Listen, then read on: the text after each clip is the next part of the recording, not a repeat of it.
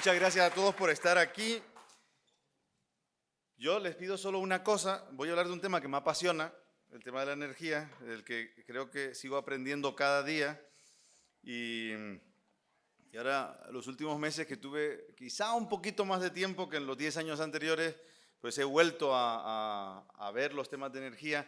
Y es que realmente es un tema que creo que es fundamental para todo en la vida, como vamos a ver en la presentación. Y yo les pido solo una cosa a todos, y es que por favor, en la medida de lo posible, hablen y comenten y sean claros en lo que opinan sobre energía. En los momentos que quieran parar, me paren, y que en aquel momento que piensen, esto merece la pena que lo discutamos, esto no está claro, esto es muy polémico, esto es políticamente incorrecto, esto es demasiado correcto, que paren, con toda confianza paremos. Creo que es más importante tener una discusión sobre lo que vamos a comentar que el que cumpla con todas las diapositivas y vea todas las diapositivas que me tenía planteado ver con ustedes. Comienzo con 2 o 3 cuestiones previas de lo que les voy a hablar. Ya digo, es un tema que me apasiona, que es la energía. Creo que es, si no el tema más importante que tiene el ser humano delante, pues uno de los 3 temas más importantes que tenemos por delante. ¿Para qué? Para qué tipo de sociedad vamos a tener, cómo de felices vamos a ser incluso, cómo de limpio va a ser el planeta. Y de eso creo que mucho depende de cuál sea nuestro entendimiento del tema de la energía y qué hagamos en cuestiones energéticas. Les adelanto que creo que la mayor parte de las cosas que se dicen y hacen en torno a la energía nos están llevando por muy mal camino, y que eso pone a la humanidad en una situación bastante crítica. Afortunadamente, como vamos a ver, tenemos experimentos ya en este momento que están teniendo lugar y que podemos analizarlos tranquilamente y nos dan pistas de por dónde quizá tengamos que ir. Ahora me gustaría preguntarle algo a todos. ¿A quiénes podrían levantar la mano a aquellas personas que les interesa el tema de la energía? Bien. ¿Aquellos que les interesa el tema del medio ambiente? Bien. ¿Podrían levantar la mano aquellos que creen que el medio ambiente va a estar mejor si utilizamos más energías renovables? ¿Y aquellos que creen que el medio ambiente va a estar mejor si utilizamos más energías no renovables? Vale, veo que en esto último hay una cierta indefinición, no se decanta el público ni por un lado ni por otro, lo cual está bien, porque en realidad es un tema bastante complejo y no es nada fácil de llegar a una conclusión sobre esto. Bueno, vamos entonces, entramos en faena. La energía, el tema del que vamos a hablar es la energía. Como digo, es un tema apasionante, un tema muy amplio. Vamos a hablar de energía de forma general, no vamos a entrar aquí en una cuestión muy académica de qué es energía y demás, pero vamos a hablar de energía como la capacidad de desarrollar acción, la capacidad de desarrollar trabajo, de forma, ya digo, muy general para poder que nos dé juego a entrar a discutir diferentes cosas. Hay una cuestión muy interesante de la energía. El ser humano quiere más energía. A lo largo de la historia, el ser humano siempre ha querido más energía. No ha habido ningún episodio en la historia en la que los seres humanos digan, mira, ahora queremos menos energía. No, siempre más. Y además, siempre hemos tratado de conseguir mejor energía. ¿Qué significa esto de más y qué significa más? Está más claro, ¿no? Parece. ¿Qué significa esto de mejor energía? Pues no toda energía es igual. No toda energía es igual, como voy a tratar de explicar muy rápidamente, porque hay varias cuestiones que quiero ver. Y el ser humano a lo largo de la historia ha ido pasando en un proceso de conseguir energías, por llamarlo de alguna forma, de mayor calidad. En términos técnicos, de más densidad, podríamos decir. Pero en realidad de mayor calidad, nos podemos entender muy bien. Cada vez más calidad. Energía con la que podemos hacer cosas que antes no podíamos hacer con energías previas, más dispersas. El tema de la energía es tan importante que, en mi opinión, es la diferencia entre la vida y la muerte.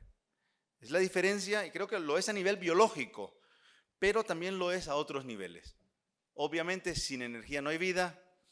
En la medida en la que tengamos más y mejor energía, tenemos más posibilidad de vida, más posibilidad de vida ordenada y más posibilidad de vida, es una redundancia, ordenada y limpia. De todo eso vamos a seguir hablando. Pero también lo es a nivel social. Más energía es más vida, más energía es más libertad. Esta es una foto pues, muy famosa, se ha utilizado un sinfín de veces. La tienen en Corea del Norte, Corea del Sur. Ahí ven dónde hay energía y de nuevo, más energía es más vida y es más acción, muchísima más acción, gracias a que hay más energía. No voy a entrar en esta cuestión, pero ahí hay una cuestión de causalidad, una pescadilla que se muerde la cola. ¿Qué provoca? ¿Es la libertad la que permite tener más energía? Posiblemente sí, y mejor energía, posiblemente sí. ¿Y es a su vez la energía, más energía la que permite tener más libertad al ser humano? Posiblemente también. Ahí tenemos una cuestión muy interesante que merecería la pena profundizar posiblemente en otro momento. Así que bueno, lo que quería ver en estos primeros minutos es la importancia tan grande que tiene el asunto de la energía. Es la diferencia entre, ya digo, la vida y la muerte, tanto a nivel biológico como a nivel social. Y entonces, pues, algunos dirán, ¿y por qué no? ¿Por qué este título tan provocador, no? ¿Por qué este título tan provocador? ¿Por la boca buena el pez? ¿Y será que por la energía renovable el ser humano? ¿Por qué no defender toda esta energía, pero en términos de energía renovable? Esto es lo que voy a tratar de analizar en los próximos minutos. Nos dicen continuamente que tenemos pues, dos tipos de energía, las energías renovables y las energías no renovables. ¿Quién se anima aquí a explicar qué es una energía renovable? ¿Alguien se anima? Un grupo de ustedes dijo antes que les parecía que la energía renovable pues, era la que iba a permitir un planeta mejor, más limpio. ¿Qué es en realidad energía renovable? ¿Quién se anima? Dani veo que se anima, pero sí. Quizás un tipo de energía que primero es relativamente ilimitada y segundo que no daña el medio ambiente. Ahora ya si me piden explicar el daño al medio ambiente, sí, ya estoy Buenísimo, fuera de mí. buenísima reflexión, buenísima reflexión. ¿Qué es ilimitada? La cuestión de qué es ilimitado y qué no es ilimitado es muy interesante, ¿no? Porque la energía, realmente la energía es ilimitada, a efectos humanos sin lugar a duda. Tanto la que llamamos renovable como la no renovable. O sea, la energía que hay en el universo es absolutamente ilimitada. ¿Por qué llamamos a una renovable? A mí no me queda claro. Lo del daño al planeta sería una buena forma de diferenciarlo, pero como vamos a ver ahora, tampoco queda nada claro cuál daña más y cuál daña menos al planeta. Yo no estaba pescando aquí una definición. Realmente estoy cada vez, mientras más leo, más curioso estoy por entender cuál es la diferenciación entre la renovable y la no renovable, porque después de años dándole vueltas a esto, sigo sin entender bien cuál es la renovable y cuál es la no renovable. ¿El viento no se agota? ¿Desde cuándo el viento no se agota? El sol no se agota, todas las noches se agota. Todas las noches lo veo agotarse. O sea, es una cuestión, realmente, mientras más profundiza uno, más complejo es el asunto de qué es renovable y qué no es renovable. Y les invito a que reflexionen sobre el asunto. A mí me parece un tema que a medida que lo he ido siguiendo, más interesante me parece. ¿A cuál podemos considerar renovable y cuál podemos no considerar renovable? Si quieren, luego volvemos a esto en la discusión. Y bueno, en general, yo veo que en la escuela de mis hijos y de casi todo el mundo te plantean un futuro, un mundo que si usamos la renovable es verde y hay vida, y si usamos la no llamada renovable, que sigo sin saber bien cuáles son, pues es gris, oscuro y sin vida. Ya digo, yo creo que en realidad mientras más energía tengamos, más vida vamos a tener y más verde va a ser. Mientras menos energía tengamos, menos vida vamos a tener. Pero no tengo tan claro cuál es la renovable y cuál es la no renovable, y si la renovable, sea la que sea, hace más que la no renovable, por cuidar el planeta o por cualquier otra cosa. Pero bueno, si nos lo pintan así, ¿no? Creo que Ustedes ya están en una generación que ha ido a un colegio en el que los temarios lo que dicen es que hay un villano y un héroe. El héroe es la energía llamada renovable, que para simplificarlo mucho nos dicen que es la solar y la eólica, creo, ¿no? ¿O no? Aquí en el colegio lo que dicen, ¿no? En Europa es ligeramente distinto. En Europa dicen que es la solar, la eólica y la hidráulica son las renovables. Aquí yo veo que en los textos no meten tanto la hidráulica, ¿verdad? ¿O sí? La hidráulica. La hidráulica es la del agua, la de retener agua en presas hidroeléctricas y dejar que caiga, y ahora vamos a ver, y generar energía. Pero bueno, tengo la sensación, los años que he estado aquí, casi una década, que no se incluía nunca la hidráulica entre las renovables. En Europa siempre se incluyen, los ecologistas incluso incluyen la hidráulica entre las renovables. Y bueno, la cuestión esta de héroes y villanos es lo que quiero poner en duda, en tela de juicio, en los próximos minutos. ¿Para qué sirve la energía? Vamos a empezar por ahí. ¿Para qué usamos? ¿Para qué sirve la energía? Bueno, primero que nada para calentarnos. De hecho, la energía se suele medir en unidades de calor. Es una forma clásica de hacerlo. No tengo muy claro que sea la forma más correcta de hacerlo, pero Guy Weil, que está aquí y ha tenido que lidiar con esto, con estas mediciones muchos años, no me va a dejar mentir, se mide en unidades de calor. ¿Por qué? Porque bueno, podemos fácilmente, muy fácilmente, con formas muy primitivas de energía, podemos dar calor. No hace falta tener una forma de energía muy evolucionada, de mucha calidad, para calentar. Entonces, pues tradicionalmente se ha medido en unidades de calor, ¿no? Esa es una forma pues, obvia de usar la energía. Pero no nos quedamos ahí, también lo usamos de una forma mucho más elaborada. Usamos energía para enfriar. Pero para eso ya no vale cualquier forma de energía. Para eso necesitamos energía de una calidad muy superior. No nos vale una antorcha, no nos vale quemar un poco de carbón.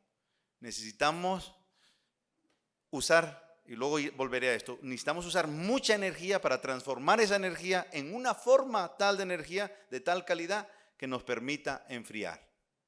Y es una forma menos obvia de usar energía. Pero también lo utilizamos para sanidad, para iluminar. Esta es una foto de un hospital de la United Fruit Company aquí en Guatemala. Desde hace mucho tiempo tratamos de utilizar eso, energía para curar. Es una forma muy elaborada ya. Esas son formas aún superiores de energía. O, ¿qué le voy a decir del láser, no? Esa es una forma, esa es energía.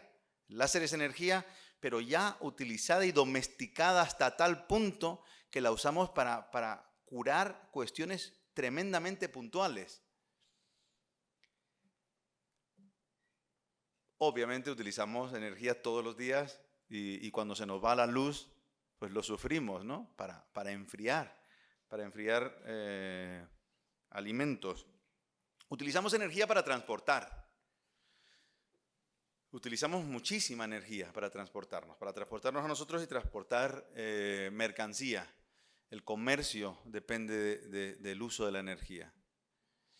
Y utilizamos energía, ¿cómo no?, para el mundo virtual, el Internet, todas las comunicaciones digitales. Usamos muchísima energía en eso. Y esto de nuevo es una forma muy sofisticada, muy elaborada de energía. Ahí sí que ya no vale para nada cualquier tipo de energía. Necesitamos una forma muy estable, muy constante, de muchísima calidad para poder mantener algo como el Internet. Usamos energía para transportar. Esta señora está lógicamente usando mucha energía para transportar ¿qué? Una materia prima que le va a servir de energía. Y si prospera, utilizará mucha energía en construir camiones como este que le ayuden a transportar materia prima. ¿Para qué? Para producir energía. Yo sé que esto suena a un trabalenguas, pero así es. Lo vamos a ver en un instante. Utilizamos, por ejemplo, en estas torres y en estas plataformas, muchísima energía para ir a buscar a profundidades increíbles más energía y mejor energía. Para todas estas cuestiones usamos energía. Es decir, el ser humano utiliza energía para prácticamente toda la acción que desarrollamos requiere energía. Y mientras menos obvias y elementales sean las acciones, más, de más calidad tiene que ser esa energía.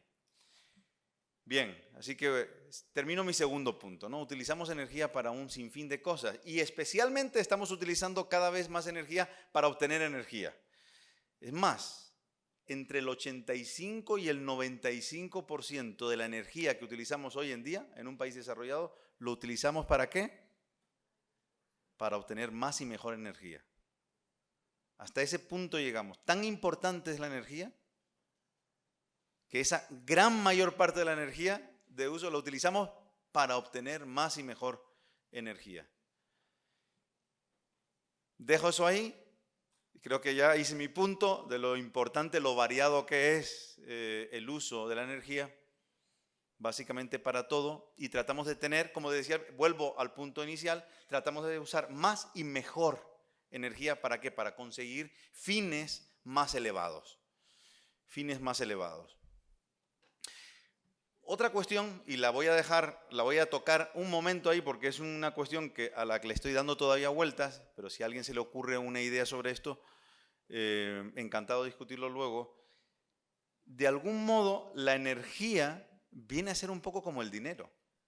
Viene a ser un poquito como el dinero. La utilidad marginal depende de en qué curso esté, lo habrán visto o no, pero saben que la utilidad marginal es decreciente. Y la utilidad marginal es decreciente en todo, pero en el dinero casi parece como si no lo fuera. ¿Por qué? Porque utilizamos dinero en todo, es el medio de intercambio. Y como lo utilizamos en todo, el siguiente fin es tan parecido en el valor que le damos al fin anterior que la utilidad marginal en el dinero parece constante en vez de decreciente. Con la energía pasa algo parecido. Y este es un punto que me encantaría profundizar en los próximos años, pero con la energía pasa algo muy, muy parecido. Lo utilizamos en tantas cosas, en tanto que pareciera que es una moneda de cambio, que pareciera que en realidad es una especie de dinero físico, que ejerce la función en el mundo material que el dinero ejerce en el mundo social. Bueno, y entonces volvemos a la pregunta, ¿qué hay de la renovable? Está bien. La energía es muy importante, vida y la muerte, usamos energía para básicamente todo. Pero entonces, ¿qué onda? ¿Por qué no alabar la energía sostenible, las llamadas energías sostenibles, las energías renovables?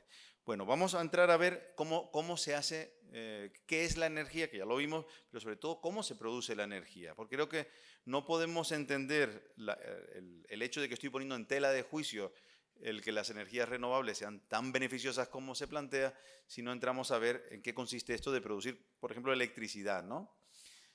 Casi toda la electricidad se produce de la misma forma. Y esto sé que suena raro, pero básicamente casi todo lo que producimos de electricidad es a base de mover una turbina, hacer girar una turbina. Y eso lo podemos hacer pues quemando carbón, quemando gas, quemando petróleo. Lo podemos hacer haciendo bajar agua por una turbina, lo podemos hacer generando vapor de múltiples formas, lo podemos hacer mediante fisión nuclear, generando calor, entonces eso calienta agua y de nuevo volvemos a mover una turbina. Así que casi siempre es la misma historia. La cuestión es cuál es la materia prima básica que utilizas para hacer mover la turbina. La excepción es, sobre todo y principalmente, la energía fotovoltaica, que no funciona moviendo una turbina, obviamente, sino una célula fotovoltaica.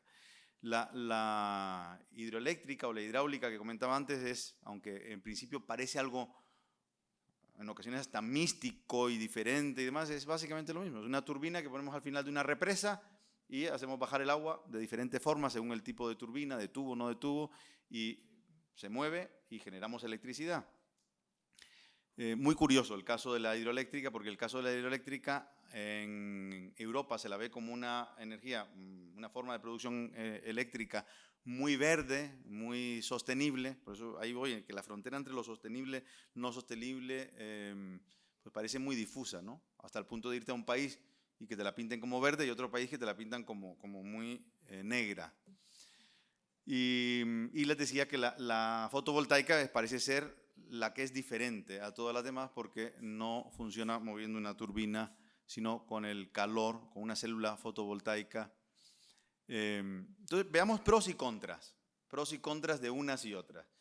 Pues no quiero sobre todo que presten atención y piensen si hay alguna que me estoy olvidando, porque más que apunten, yo sé que tienen que apuntar y mandar, pero a ver si falta algo, seguro que se me escapan cosas, pero pros y contras generales, los principales que veo. Bueno, contra digamos de todas las que son quemar algo, ¿no? Las de combustibles fósiles. A mis hijas le hacían hacer un trabajo en el colegio, aquí en Guatemala, y se lo hubiesen hecho en cualquier parte del mundo, en el que le hacían hacer las fósiles versus las no fósiles. Y entonces cuando una de mis hijas planteó lo que voy a hacer ahora, que es ver los pros y contras de unas y otras, dijeron, no, esa no es la idea del trabajo. La idea del trabajo es que las fósiles tienen todo lo contra y las renovables o las llamadas renovables son las beneficiosas para el futuro. Bueno, ¿qué pasa con las fósiles? ¿Qué tienen de negativo las fósiles? ¿Qué se les ocurre? Tienen unas cuantas, todas tienen cosas negativas. A ver, ¿qué tienen de negativo las fósiles? Es que polution.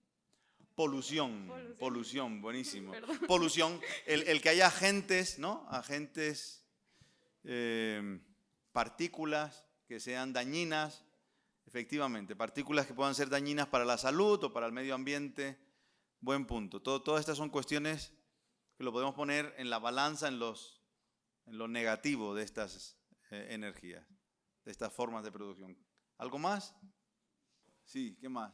Pues que la quema de estos combustibles fósiles crea CO2, entonces el CO2 crea una capa en la atmósfera que no permite que los rayos del sol se liberen y crea calentamiento global básicamente.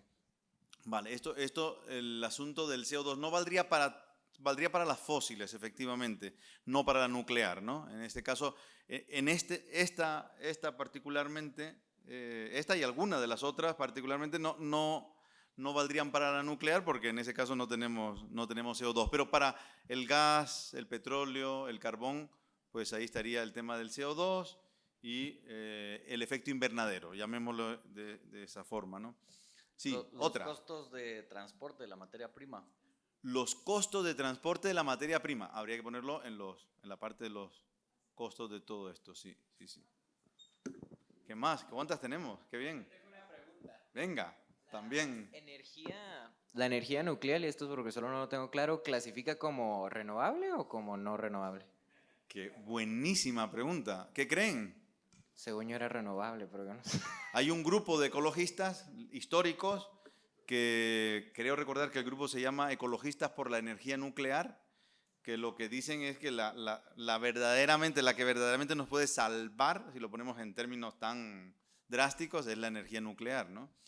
La inmensa mayor parte de la gente, los ecologistas y demás, no consideran a la nuclear como una renovable. ¿Pero por qué no es renovable? ¿Por qué no se considera renovable la nuclear? Buen punto, ¿no?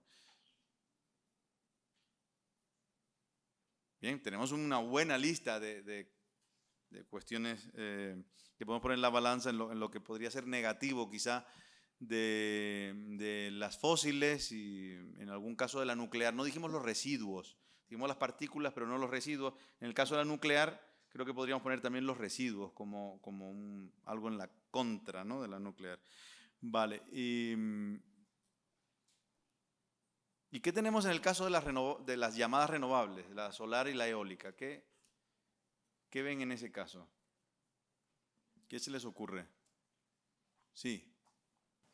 La contaminación, algo que tal vez el marketing de la energía renovable, entre comillas, no dice, es que las minas para las baterías de los carros eléctricos son 10 veces más destructivas que conseguir como el fossil fuel, o los paneles solares solo duran 15 años. ¿Y después qué haces con ese material?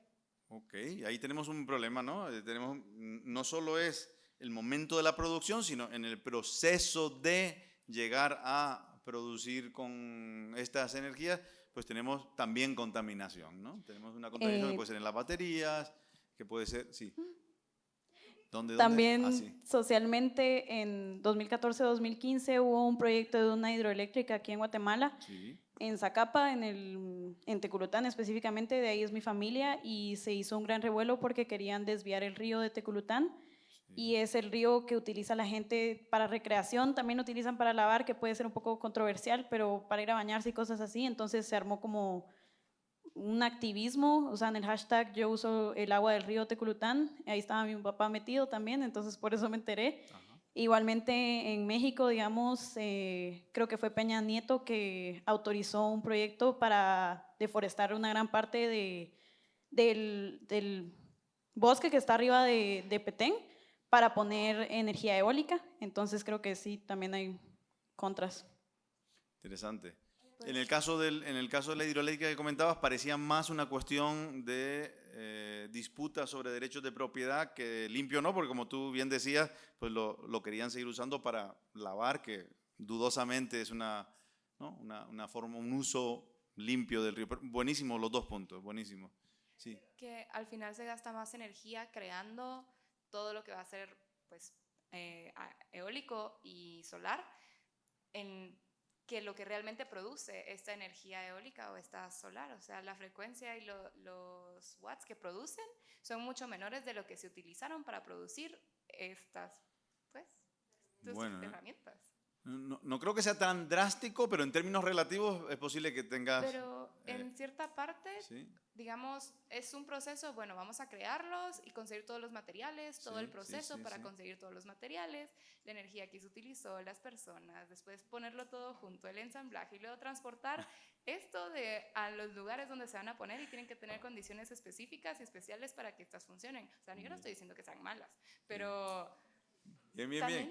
No, el punto está claro. Yo solo pienso que es posible, solo digo es posible, igual que por aquí decían, el costo del transporte de las fósiles, pues es posible que tenga alguna influencia. En el caso de lo que estás planteando tú, pues es posible que haya más costos, y de hecho vamos a ver alguno ahora, que haya más costos de lo que parecen, ¿no? Porque parece que es simplemente el viento que está soplando, que no cuesta nada, y a lo mejor hay mucho más involucrado. De ahí a que cuesten más que lo que producen, a veces pasa, porque los ponen en sitios donde hay muy poco viento, y tienes toda la razón. Si lo pones en un sitio donde hay 100 horas de viento al año, pues va a costar mucho más la energía que le metiste para montar los molinos y demás, que la que le vas a sacar, indudablemente.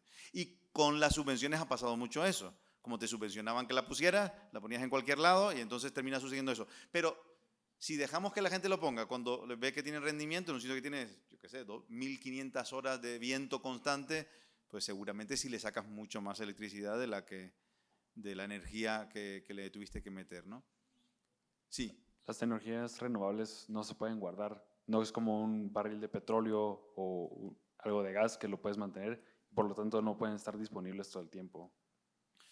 Bueno, buen punto. En realidad, esto vale sobre cualquier forma de producción eléctrica. Una vez tú produces electricidad, no la puedes guardar. Y tendemos a pensar que sí porque tenemos algunas baterías y en el celular lo cargamos, pero lo podemos cargar primero de manera muy ineficiente y segundo en pequeñas cantidades. En grandes cantidades no hemos sido capaces de superar los cuellos de botella que conlleva pues guardar energía. Entonces vemos algunos problemas aquí, ¿no? Y aquí está, precisamente la siguiente diapositiva iba sobre esto. Guardar la electricidad producida es tremendamente costoso. Por eso lo que hacemos es tener sistemas en el que a medida que se produce, se consume. ¿Qué intentamos hacer? Producir justo lo que vamos a consumir. Tratamos de hacer ahí un matching, dirían los anglosajones, en lo que vamos a producir justo lo que vamos a consumir en cada momento. Bueno, y algo positivo, ¿alguien me puede decir algo positivo de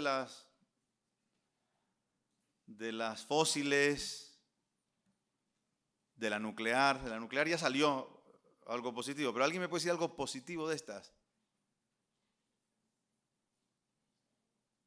Nada positivo.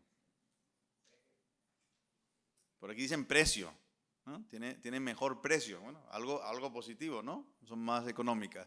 Pues en el caso de las fósiles o la gasolina, que la combustión se genera en el punto de consumo. Muy interesante.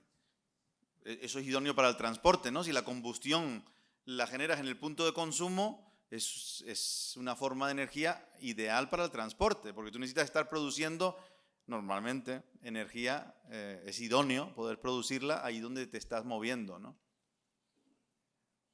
Bien, buen punto. ¿Qué más? ¿Alguna idea más de algo que tenga positivo? Sí. Que la encontrás en todos lados. La encontrás en todos lados. Qué buen punto ese. Ese no, a mí se me suele escapar ese, pero es verdad, la encontrás en todos lados. El viento no lo encuentras en todos lados, el sol no lo encuentras en todos lados, pero las energías fósiles en general están muy bien distribuidas a lo largo del planeta, ¿no? A lo largo y ancho. Qué buen punto ese. Bien, esa era otra virtud que tienen. ¿Y qué más? ¿Algo más? Yo me atrevo a lanzar una más. Tienen una alta densidad, está muy concentrada. La energía fósiles y la energía nuclear aún más están tremendamente concentradas. Lo cual va a tener implicaciones enormes, porque si está muy concentrada, si en una unidad de peso de medida determinada tú consigues tener mucha energía concentrada, la inversión, los recursos que vas a necesitar para poder explotar esa energía son muy inferiores a si tienes una energía poco densa y dispersa. La cantidad de recursos que tienes que utilizar para aprovechar una energía poco densa y dispersa es enorme. En cambio, si lo tienes tremendamente concentrado, pues les pongo la imagen de una central nuclear. Una buena central nuclear puede dar energía a todo un estado o todo un país frente a paneles solares, que tienes que utilizar una cantidad de tierra enorme y un montón de recursos dispersos a lo largo de kilómetros y kilómetros y kilómetros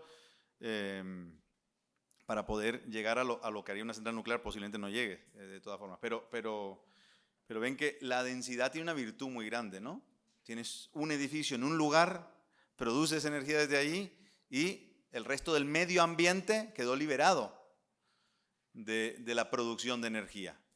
En cambio, cuando es poco densa, cuando hay poca densidad, la dispersión que tiene y la cantidad de recursos por esa dispersión es enorme. Y yo siempre escuché que más uso de recursos para lo mismo era peor para el medio ambiente. Con lo cual ahí surge una posible ventaja competitiva de las energías fósiles y de la energía nuclear en concreto, ¿no? En el caso de la nuclear, ya salió antes, pero lo repito, no produce CO2. Si el CO2 verdaderamente fuera un problema por el tema del efecto invernadero, pues desde luego ahí tenemos una tremendamente densa y muy concentrada y que no produce CO2. Y de positivo en las llamadas renovables, ¿qué tenemos de positivo? ¿Sí? Para el uso personal, yo creo que es una buena alternativa. No pensándolo tal vez a escala tan grande. ¿Te refieres por independencia energética que te da? Sí. La independencia. Digamos, creo que es en los Estados Unidos donde al tener paneles solares el Estado te llega a devolver un porcentaje de lo que pagarías. Pues, pero ahí entramos en las subvenciones, ¿no? Ahí ya depende entonces de lo que quiera el político subvencionar para que sea buena o mala. Pero entonces en sentido de independencia. Independencia, ok, te puede independizar, es un muy buen punto, ¿no? Te puede independizar, o un pueblito muy alejado del mundo, no tienes que llevar el costo enorme de llevar la red, el grid, hasta ese punto. Tener una opción Tener más opciones de cómo generar energía. Buenísimo. Y ser más productivos. Tenemos más opciones. No provoca al menos en la producción misma de la electricidad, ya vimos antes que antes quizás sí, pero en la producción misma, el momento que se produce la electricidad, no produce esos como dijeron antes, agentes, esa polución. Ok. Entre los posibles problemas añadidos de estas, habría que mencionar también una cuestión muy importante y es, ya lo mencioné al principio del todo de forma muy de pasada y dije que volvería sobre esto, y es el tema de que son poco previsibles, ¿no? Son poco previsibles. El cuándo va a soplar el viento y cuándo va a haber suficiente sol no es una cuestión nada previsible. Pero que todos nosotros queremos que sea previsible que la luz se encienda cuando le damos al interruptor. A que todos queremos que sea previsible que cuando ponemos en marcha la presentación funcione, la electricidad esté ahí en ese momento. A que todos queremos que cuando estamos en el quirófano y nos están extirpando un tumor, la máquina funcione en ese momento. Entonces, el problema de la intermitencia, el problema de que no sepamos cuándo va a haber viento y cuándo va a haber sol, genera un problema que habría que poner también en la balanza, ¿no? Ahí tenemos un problema importante que se puede solucionar, no digo que no, creo que es solucionable. La cuestión interesante y de la que no se suele hablar en los medios de comunicación es que la forma de solucionarlo es esta que ven aquí. La forma de solucionarlo es tener centrales térmicas, no nuclear, centrales térmicas, centrales de combustibles fósiles, construidas, invertidas, pero paradas, para que cuando no sopla el viento se puedan poner en marcha. Esto básicamente la única que lo hace es el gas. Entonces lo que hace falta es tener centrales de gas que tú puedas encender en el momento que estás en el quirófano y van a utilizar el escáner o van a utilizar el láser o van a utilizar lo que sea y no sopla el viento. En ese momento tiene que ponerse en marcha algo, una central con carbón o con gas. Y si no una central con carbón o con gas, un generador con carbón, con gas o con gasolina en el propio hospital. Porque si no, imagínense. Entonces, esta cuestión es muy importante. Es la cuestión de cuál es el backup. Toda energía renovable, por ser intermitente, por no ser previsible, necesita, esto imagínense el coste que es. Necesitamos estar construyendo a medida que instalamos capacidad de producción solar o eólica, necesitamos estar instalando capacidad que no va a ser utilizada normalmente quiere decir cuando sopla el viento, cuando luce el sol, no va a ser utilizada, sino va a ponerse en funcionamiento cuando no sople el viento o no luzca el sol. Esto va a ser importante para otra cuestión que vamos a hablar luego, más tarde.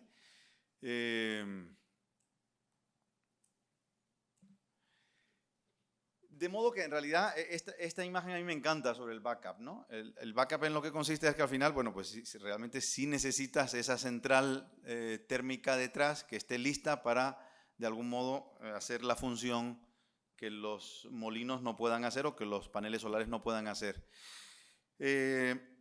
Pasamos a otro concepto que creo que es tremendamente importante para todo lo que estamos discutiendo, que es, en español, ¿cómo se dice? El capacity factor, el factor... No sé, no existe en español, o quizás sí exista, el capacity factor. Esto, el factor de carga de las diferentes energías. Esta es una cuestión importantísima porque, dicho de forma muy básica, esto tiene mucho que ver con la densidad, como van a ver, es bastante obvio desde que uno lo ve. El factor de carga, de manera básica, y Dani seguro que nos puede decir la definición técnica del asunto, es de la capacidad instalada que tienes, qué porcentaje realmente llegas a utilizar, ¿no? Tú tienes una capacidad teórica instalada X, tantos gigavatios instalados, pero realmente los puedes llegar a utilizar, lo estás utilizando. ¿Qué porcentaje de eso realmente terminas utilizando?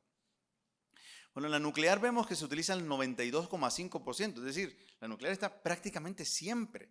La capacidad que tenemos es la fiabilidad, hay quienes le llaman la reliability, fiabilidad de ese tipo de energía. La nuclear, sabes que si instalas algo, te lo va a dar. 92,5%. Las térmicas, un 74%. El gas natural, un 56%. Y eso tiene un poco de truco. Antes era más, ha ido bajando a lo largo de los años. La hidroeléctrica, el 41%, también tiene truco, ahora podemos hablar. El carbón, 40%. Y ahora llegamos a dos muy interesantes. El viento, la eólica, un 35,4%. Y la solar un 24,9%. Es decir, nosotros instalamos X lo que sea, 10 de solar, y realmente podemos confiar en disponer el 24,9, el 25% de eso que hemos instalado. Esto es un problema serio, muy, muy serio. Y en realidad el gas natural históricamente era superior. Lo que pasa es que como precisamente se utiliza, como les decía, para encender y apagar, según si el viento sopla o no sopla, pues entonces se le obliga a apagarla.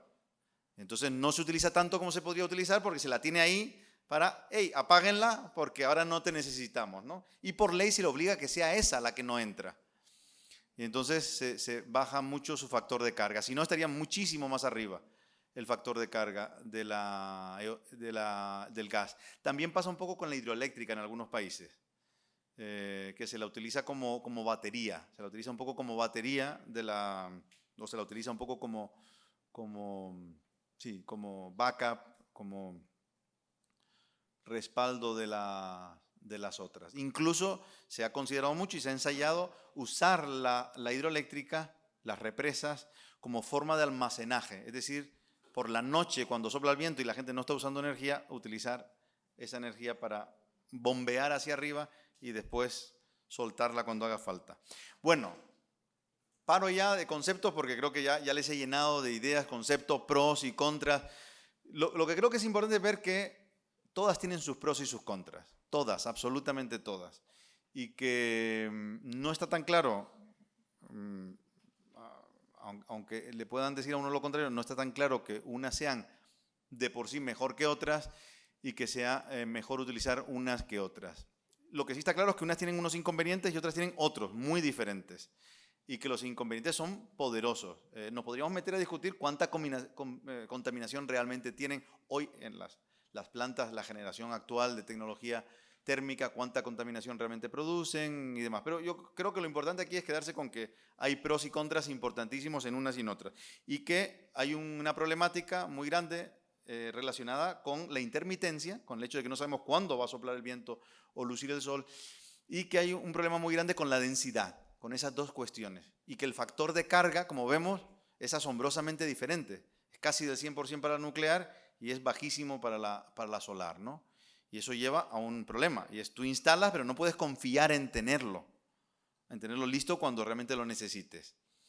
Y eso, pues, como ya veíamos antes, y todos pusieron cara, nadie quiere que eso le pase cuando va a hacer su presentación en clase, y mucho menos cuando está en el quirófano. Uno quiere que sea confiable, que lo que hemos puesto vaya a funcionar.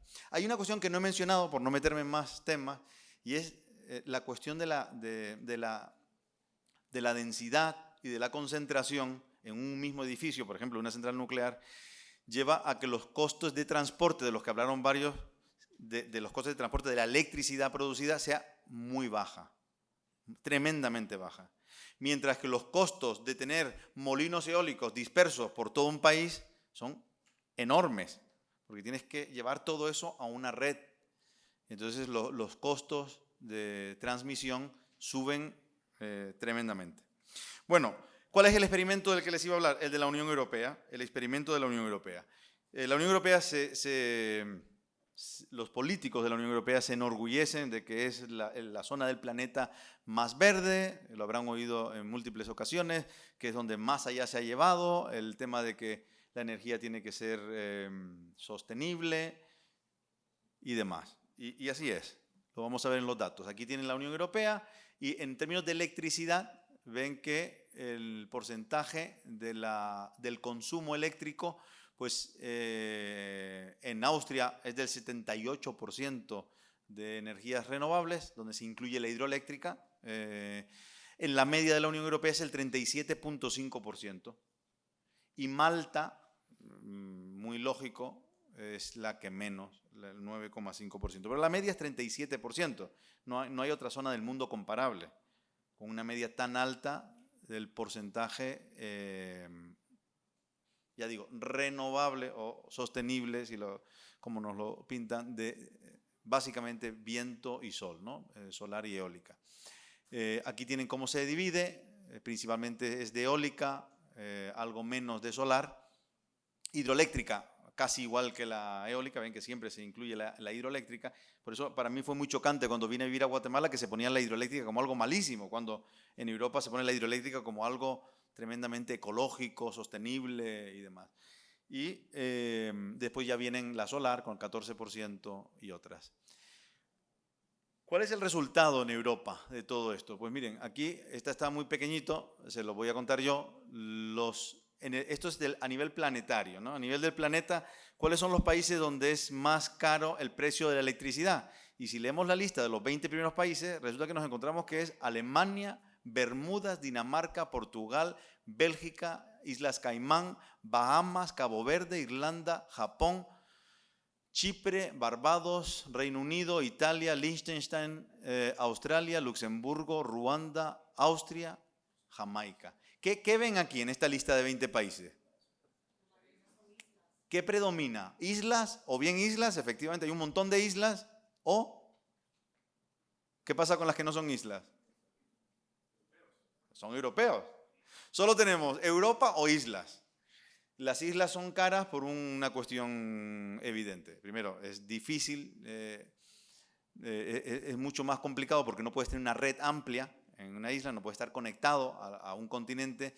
Y dos, porque en general en las islas lo que funciona es llevar petróleo o gas licuado y eso pues encarece la forma de producción eléctrica. Fíjense que tenemos a un montón de países europeos donde es más caro que en islas. Es asombroso, ¿no? Bueno, esto es un primer resultado del experimento europeo. Aquí la porción del sueldo en un día de consumo eléctrico que se va en pagar la electricidad. Ven que en Estados Unidos es un 1,24%, supongo que en Guatemala va a ser algo relativamente similar, y ven que al final de la lista lo que tienen es un montón de países europeos donde el 8, casi el 9% en Portugal, o en la República, en Eslovaquia, el 8 y pico %. Ven que la diferencia es tremenda. Esto es una diferencia para nivel de vida, calidad de vida, posibilidad de prosperar enorme, tremendamente grande, ¿no? Y aquí tenemos la gasolina, en vez de la electricidad, ahora vamos a la gasolina, ¿no? Y tenemos los 20 países donde es más caro el galón de gasolina. Y tenemos, pues empezamos por Hong Kong y después la República Centroafricana, Islandia, Noruega, Barbados, Dinamarca, Grecia, Finlandia, Holanda, Bélgica, Reino Unido, Estonia. Más o menos lo mismo que antes, ¿no? Aquí tenemos una cuestión interesantísima. De nuevo aparecen Europa y un montón de islas. Aquí lo tenemos de forma gráfica, por colores. Mientras más rojizo tenemos precios más caros y mientras más, bueno, para los daltónicos no, y mientras más azul clarito, precios más baratos. Ven que donde es realmente cara el precio de la gasolina es precisamente en Europa y en algunas islas. ¿Qué consecuencias tiene esto? Uno dice, bueno, pues pagamos el precio de ser más verdes, ¿no? Si es que lo somos. Ya vimos antes que no está tan claro que un tipo de energía lleve a un mundo más verde o más sostenible. Bueno, tiene en primer lugar una consecuencia muy clara, que es la deslocalización industrial. Que se lo digan a Alemania, donde un montón de industrias, o a España, o a Portugal, donde un montón de industrias se están yendo en este momento porque dicen que es inviable mantener las industrias con esos precios de la energía. Que se lo digan a las familias, ¿no? Es el tema político número 1 de muchos países europeos en este momento. La gente hablan de pobreza energética. El concepto de pobreza energética ha surgido porque muchas familias gastan un enorme porcentaje de su salario en pagar la electricidad. Que se lo digan a las familias, que se lo digan a los contribuyentes, que ahora cada vez más impuestos tiene que ver y cada vez más parte de la factura de la luz tiene que ver con las subvenciones que comentaban varios de ustedes a ciertas formas de energía. Pero además, es que a ver cómo lo pongo, para ser muy breve, ya voy terminando. Es que ocurre una paradoja muy interesante, ¿no? Además del bajo factor de carga de algunas energías, como decíamos, no podemos controlar cuándo. Ese 24% que tiene la solar, ¿sabemos cuándo? Pues sabemos que de día y que no de noche. De la eólica, ¿sabemos cuándo? No lo tenemos muy claro.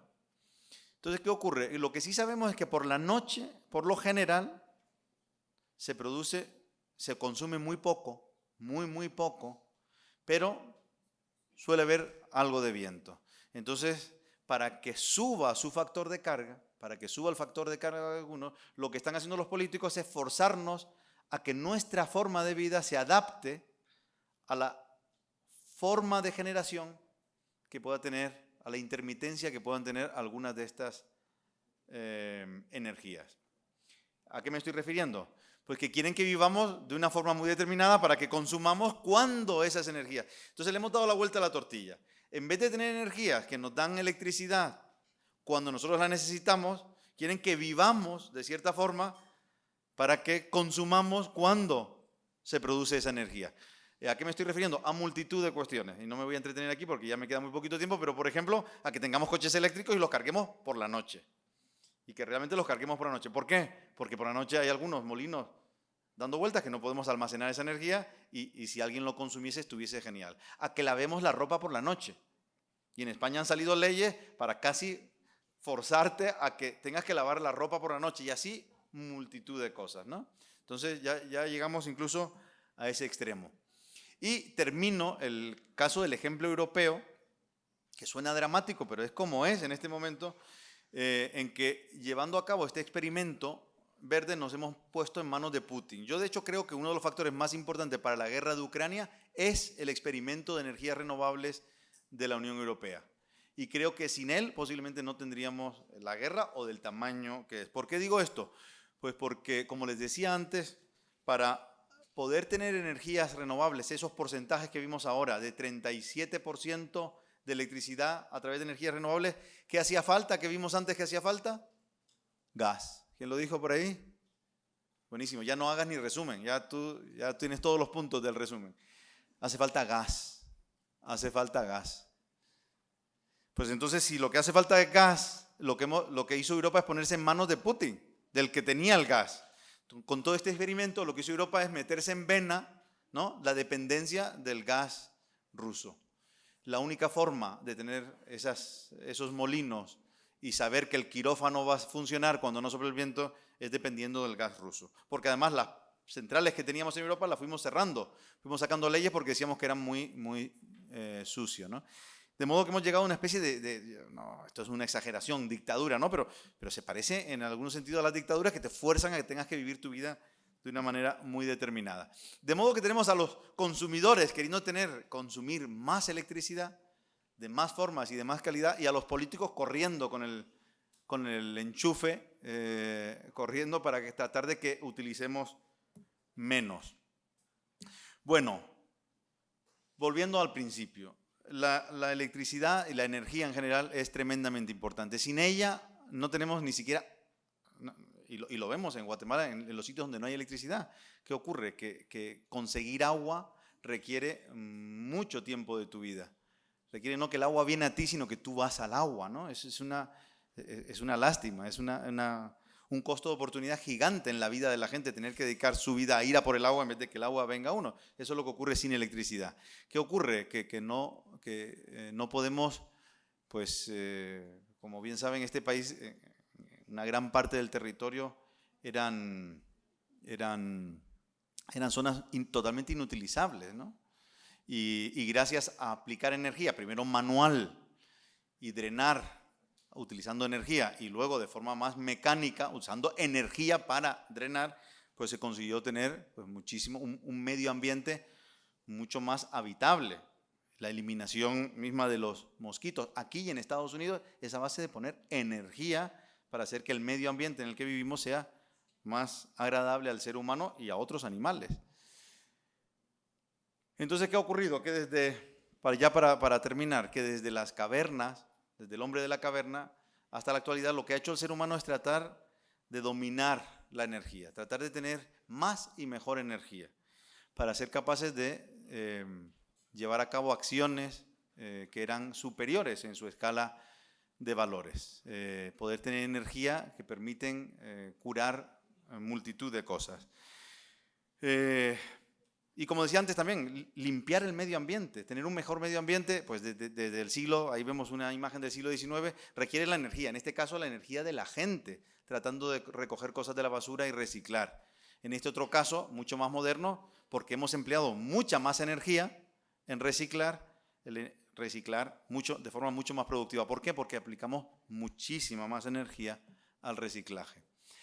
Así que la cuestión de qué planeta vamos a tener, si vamos a tener un planeta más limpio, más verde, creo que más que de dogmas de que cierta forma de energía sea más verde, más sostenible, de lo que depende es de que seamos capaces de dominar mejor la energía, de producir más y mejor energía y de más calidad.